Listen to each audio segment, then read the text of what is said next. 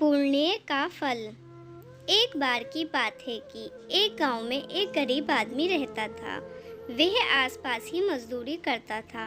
उसका एक लड़का था। उनके परिवार की आर्थिक हालत अच्छी नहीं थी। इस बात से लड़का परेशान रहता था। उसके स्कूल की फीस भी जमा नहीं हो पा रही थी। तो लड़के ने सोचा कि कुछ किया जाए जिससे परिवार के हालात अच्छे हो सके।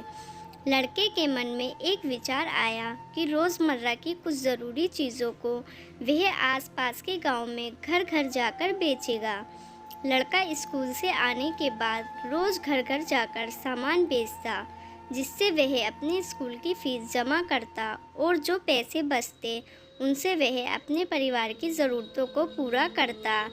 एक दिन वह लड़का किसी गांव में सामान बेचने गया। गर्मियों के दिन थे, उसे भूख भी लगी थी। लड़के ने सोचा कि अब की बार अगर कोई सामान खरीदेगा तो उससे मैं पैसों की जगह खाने के लिए कुछ रोटी मांग लूँगा। एक घर के दरवाजे पर गया। उस घर में से एक लड़की निकलकर आई। लड़का उस लड़की को देखकर चौंक गया। लड़की ने सोचा कोई परेशान है, वह कुछ मांगने के लिए आया है।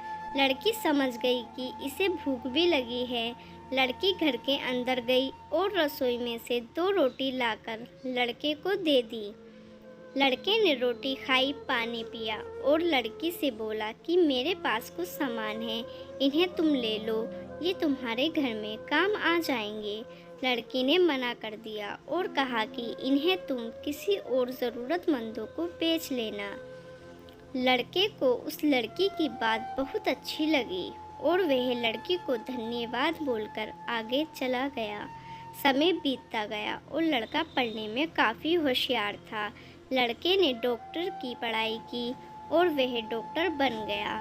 वह एक अस्पताल में मरीजों का इलाज करता था। एक दिन एक लड़की की दुर्घटना का केस आया और लड़की को इमरजेंसी में भर्ती कराया गया। उसके इलाज के लिए उसी लड़के को भेजा गया। लड़के ने लड़की को देखा तो वह समझ गया कि ये तो वही लड़की है जिसने मुझे रोटी खिलाई थी। लड़की की हालत काफ़ी नाजुक थी। लड़के ने तुरंत शहर के बड़े डॉक्टर को बुलाया और कहा कि जितना भी पैसा लगेगा मैं दूंगा, बस ये लड़की ठीक होनी चाहिए। लड़की का इलाज हुआ और वह ठीक हो गई। उधर वह लड़की यह सोच रही थी कि मैं ठीक तो हो गई, लेकिन अस्पताल का खर्चा कहाँ से देगी। लड़की का डिस्चार्ज का समय आया और उसे एक दवाई व परहेज के लिए एक कागज़ पर परहेज के निर्देश दिए थे। इनके साथ साथ एक कागज़ और भी था कि आपको 1 भी रुपए देने की ज़रूरत नहीं है, क्योंकि आपने इससे भी ज़्यादा 2 रोटी के रूप में पहले ही भुगतान कर दिया था। लड़की को भी वह बात याद आ गई कि मेरे इलाज के पैसे उस लड़के ने भर दिए जिसे मैंने पहले कभी खाना खिलाया था। दोस्तों, इस कहानी से हमें ये सीखने को मिलता है कि हमें ज़रूरतमंदों की हमेशा मदद करनी चाहिए। हमारे द्वारा किया गया पुण्य का अच्छा फल हमें किसी न किसी रूप में ज़रूर मिलता है। अगर आपको कहानी अच्छी लगी हो तो कमेंट व शेयर ज़रूर करें और इसको लाइक भी करें। धन्यवाद।